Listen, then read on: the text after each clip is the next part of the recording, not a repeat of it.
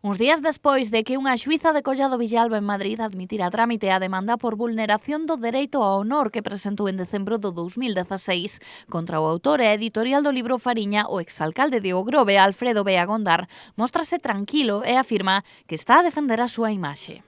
Me puse en contacto con mi abogado, le mandé todo y fue él que dijo, hay que intervenir inmediatamente, mándame el libro. Y dije, no, el libro no, yo no lo compro, te lo compras tú y si quieres lo lees. Yo ni lo compro ni lo leo. La defensa del honor no implica nunca la pena de cárcel, sino el resarcimiento del daño causado. O sea que delito es injurias y calumnias, pero no como delitos, sino como derecho a la defensa del honor. Bea Gondar recalca que non só ten que ver co que se describe no libro, senón tamén coa promoción do mesmo no que o autor fala de él como un alcalde do PP que foi condeado por narcotráfico. No está en el tamaño, sino en lo que dice y en la publicidad que él hizo por emisoras de radio y televisión y periódicos, diciendo que yo, dando mi nombre a efectos de marketing y diciendo que era del PP, y no soy del PP. Hemos presentado en el juzgado entre vídeos y grabaciones y audios 64 pruebas.